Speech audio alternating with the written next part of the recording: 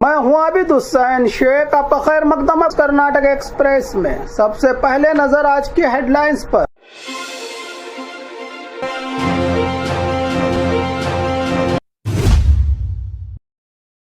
देश की सबसे बड़ी खबर, नीट विवाद के बीच शिक्षा मंत्री धर्मेंद्र प्रधान ने दिया इस्तीफा। नीट विवाद में बड़ा एक्शन, एनटीए के 47 स्टाफ बाहर, सुधार की तैयारी तेज। सिटी रवि के खिलाफ एफआईआर दर्ज, नीट प्रोटेस्ट पर दिए बयान से गरमाई सियासत। किसानों को जहर बेचने का खेल हुआ बेनकाब, चिकबल्लापुर में नकली कीटनाशक फैक्ट्री पर छापा। कावेरी पानी विवाद पर हाई वोल्टेज बैठक, कर्नाटक तमिलनाडु के बीच 3 अगस्त को होगा फैसला। लेडी ऑफिसर लोकायुक्त की जाल में फंसी। आवारा कुत्तों के हमलों को रोकने आसाम से आ रही है एक्सपर्ट्स की special team. BPL card holders के लिए बड़ा ऐलान, आने वाला है इंदिरा किट आपके घर तक। बागलकोट में सूखा, बारिश न होने से खाली हो रहे हैं गांव। नकली नंबर प्लेट का खेल हुआ बेनकाब, बेंगलुरु में मिनी बस सीज। खबरें विस्तार से।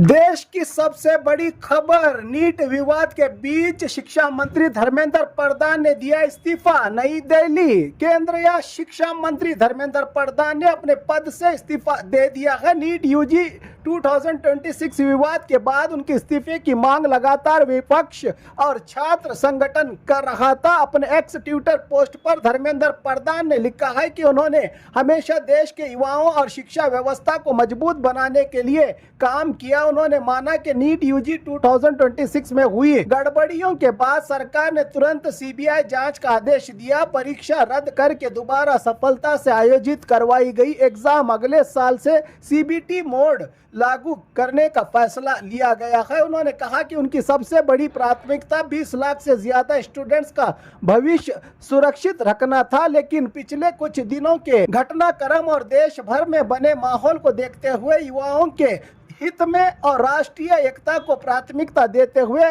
उन्होंने प्रधानमंत्री को अपना इस्तीफा भेज दिया है। धर्मेंद्र प्रधान ने प्रधानमंत्री, अपने सहयोगी मंत्रियों, अधिकारियों और देशवासियों का आभार व्यक्त करते हुए कहा कि वो आगे भी देश और युवाओं की सेवा के लिए पूरी तरह समर्पित हैं। जबकि सीजेपी कांग्रेस जनता पार्टी अब भी अपने आंदोलन को जारी रखते हुए नीट एग्जाम पेपर लीक में मरने वाले तमाम छात्रों के परिवारों को 1 करोड़ का मुआवजा, स्टूडेंट पर किए गए तमाम केस वापस लिए जाने, स्टूडेंट्स पर हुए हमलों का हिसाब, पुलिस वालों पर कार्रवाई, इन सब की डिमांड पूरी करने तक हड़ताल जारी रखने का इशारा दिया। कांग्रेस जनता पार्टी ने लोकतंत्र देश की सुबह हो गई मामू, ये पहला विकेट है, ये तो शुरुआत है, कहा सीजेपी के फाउंडर अभिजीत दिपके ने।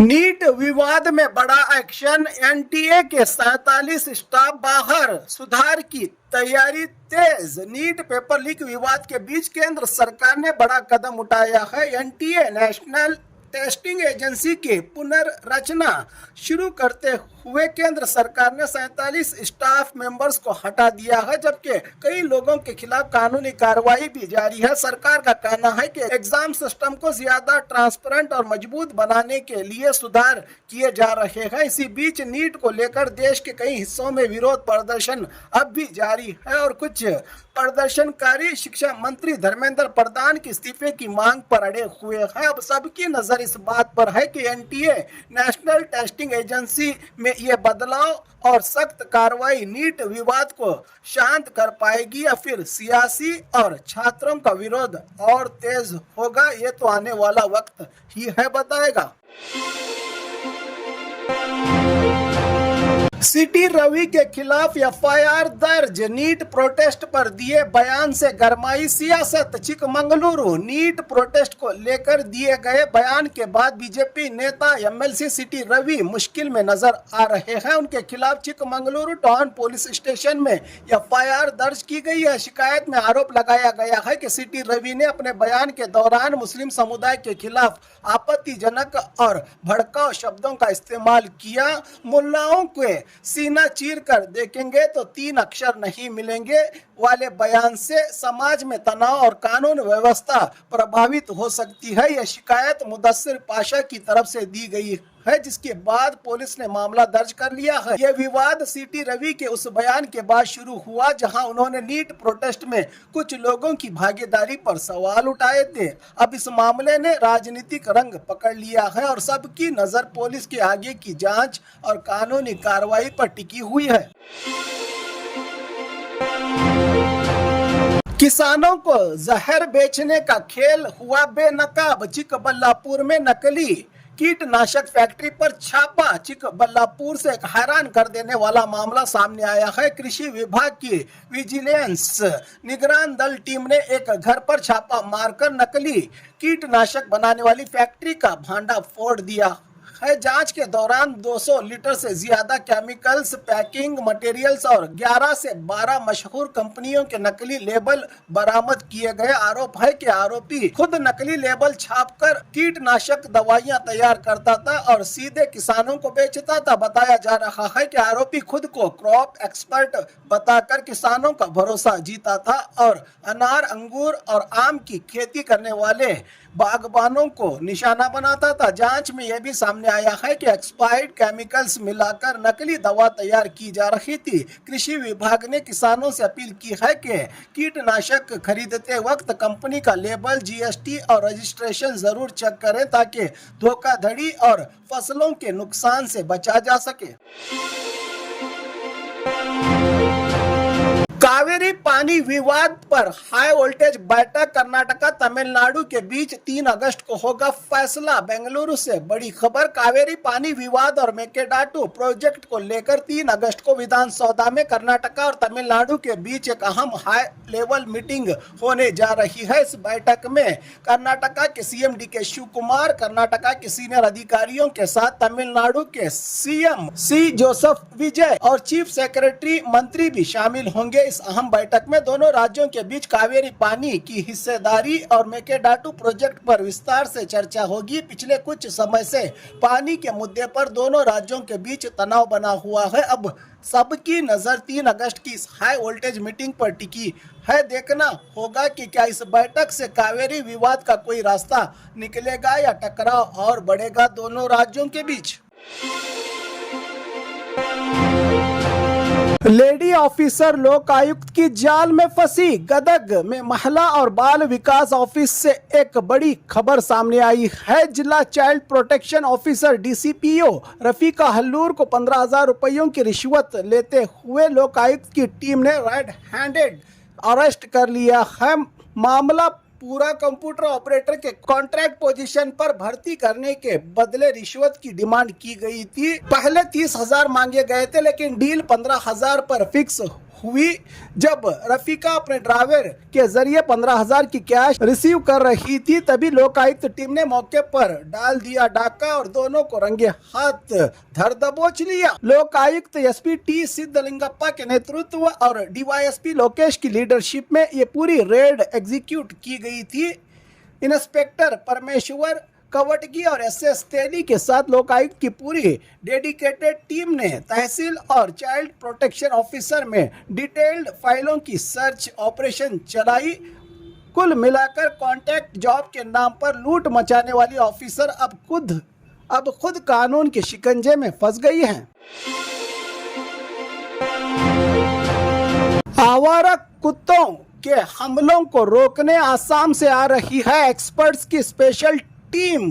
कर्नाटका राज्य भर में आवारा गली के कुत्तों की आबादी को कंट्रोल करने और रैबीज को खत्म करने के लिए एक बड़ा मेगा ड्राइव शुरू होने जा रहा है। राज्य भर में इस खास अभियान के लिए आसाम से एक्सपर्ट डॉग कैचर्स की स्पेशल टीम बुलाई गई है। मिशन का मास्टर प्लान साइंटिफिकली और सेफली आसाम टीम की एंट्री। जैसे ही आसाम की एक्सपर्ट टीम पहुंचेगी राज्य में, इस मेगा ऑपरेशन को इंस्टेंटली लॉन्च कर दिया जाएगा। ऑपरेशन और वैक्सीनेशन, कुत्तों की साइंटिफिक तरीके से सर्जरी की जाएगी और उसके साथ ही एंटी रेबीज वैक्सीन भी दिया जाएगा। Special post surgery care, male dogs के लिए 3 दिन तक स्पेशल केयर और ऑब्जर्वेशन में रखा जाएगा। वहीं फीमेल डॉग्स के लिए 5 दिन तक अलग से आइसोलेशन वार्ड में प्रॉपर केयर दी जाएगी। पूरी तरह हील स्वस्थ होने के बाद कुत्तों को उनके ओरिजिनल जगह सेम लोकेशन पर सुरक्षित वापस छोड़ दिया जाएगा। रैबीज मुक्त राज्य और आवारा कुत्तों की आबादी पर लगाम लगाने के लिए सरकार का ये सबसे बड़ा और साइंटिफिक कदम माना जा रहा है। बीपीएल कार्ड होल्डर्स के लिए बड़ा ऐलान आने वाला है। इंदिरा किट आपके घर तक। बेंगलुरु से बड़ी खबर। कर्नाटका सरकार ने बीपीएल राशन कार्ड होल्डर्स के लिए 2 बड़ी खुशखबरियां दी हैं। Food minister के.एच. मुनियप्पा ने रिव्यू मीटिंग के बाद एक अहम ऐलान किए हैं। अगले 2 महीने में मिलेगा इंदिरा किट। टेंडर इशू अब फाइनल स्टेज पर है। एक्स्ट्रा 5 किलो चावल राइस की जगह घर घर पहुंचेगा इंदिरा किट, जिसमें होगा तोड़ दाल, कुकिंग ऑयल, नमक, चीनी। नॉर्थ कर्नाटका में चावल का गलत इस्तेमाल रोकने और पौष्टिकता से भरपूर न्यूट्रिशन देने के लिए ये डिसीजन लिया गया है। बीपीएल कार्ड रद्द नहीं होंगे। केंद्र सरकार ने 7 करोड़ 72 लाख एनएलिजिबल कार्ड को रद्द करने की बजाय एपीएल में कन्वर्ट किया जाएगा। इनकम लिमिट बढ़ने पर कैबिनेट में चर्चा होगी, क्योंकि अभी की लिमिट काफी है, कहा फूड मिनिस्टर ने। राशन चावल की कालाबाजारी, ब्लैक मार्केटिंग रोकने के लिए स्ट्रिक्ट स्टेप उठाए जाएंगे। अब तक 1493 केसेस दर्ज हो चुके हैं। राज्य भर में 50 करोड़ का चावल जब्त और 90 करोड़ का फाइन लगाया गया है, कहा मिनिस्टर ने। सभी 23,000 राशन शॉप पर सीसीटीवी और ट्रांसपोर्ट लॉरीज में जीपीएस लगाया जाएगा। जल्द ही लॉन्च होगा एक डेडिकेटेड अन्ना हेल्पलाइन, कहा फूड मिनिस्टर के.एच. मुनियप्पा। इन्होंने बागलकोट में सूखा, बारिश न होने से खाली हो रहे हैं गांव। कर्नाटका के बागलकोट में मानसून की बेवफाई और सूखे की मार ने बागलकोट के किसानों और गांव वालों को रोने पर मजबूर कर दिया है। खेती बाड़ी ठप होने की वजह से पूरे के पूरे गांव खाली हो रहे हैं और लोग अपना घर बार छोड़कर रोजी रोटी की तलाश में बाहर जाने पर मजबूर। 80% घरों पर लटके हैं ताले। बागलकोट के गुड़ेदगुट तालुका के लिंगापुर गांव आज बिल्कुल वीरान और सुनसान हो चुका है। मानसून फेल होने से खेती ठप हो गई है। एम्प्लॉयमेंट गारंटी नरेगा का काम हफ्तों तक नहीं मिलता। गांव में सिर्फ बुजुर्ग बच्चे मौजूद हैं, बाकी सब लोग रोजी रोटी के लिए मंगलूर, उडुपी और गोवा शिफ्ट हो रहे हैं। सिर्फ एक गांव की बात नहीं, तेग्गी, केलावाड़ी, करडीगुड्डा, हंसनूरू, मुत्तलगेरी और मुस्तगेरी समेत 15 से ज्यादा गांव इस वक्त सूखे की वजह से खाली हो रहे हैं। सूखे के इस गहरे संकट में अब नेताओं और अधिकारियों को तुरंत ग्राउंड लेवल पर आकर किसानों और गांव वालों को राहत देकर परिहार और रोजगार देने की जरूरत पर आवाज उठ रही है। इन हालात को देखकर नकली नंबर प्लेट का खेल हुआ बेनका। बेंगलुरु में mini bus seized. Tax fraud का बड़ा खुलासा। बेंगलुरु में नकली नंबर प्लेट लगाकर चल रही एक मिनी बस को पुलिस ने सीज कर लिया है। बस तुमकुरू से बेंगलुरु आ रही थी। रोड पर खराब होने के बाद पुलिस ने रजिस्ट्रेशन नंबर के जरिए मालिक से संपर्क किया, तब पता चला कि नंबर प्लेट नकली है। जांच में सामने आया है कि असल बस डोडबल्लापुर में चल रही थी, जबकि उसी नंबर का इस्तेमाल करके दूसरी बस से सरकारी टैक्स और ट्रैफिक चालन से बचने की कोशिश की जा रही थी। पुलिस ने बस को कब्जे में लेकर मामले की जांच शुरू कर दी है। फेक नंबर प्लेट के जरिए टैक्स फ्रॉड का ये बड़ा मामला अब कानूनी कार्रवाई की तरफ बढ़ रहा है। और खबरों के लिए देखते रहिए कर्नाटक एक्सप्रेस।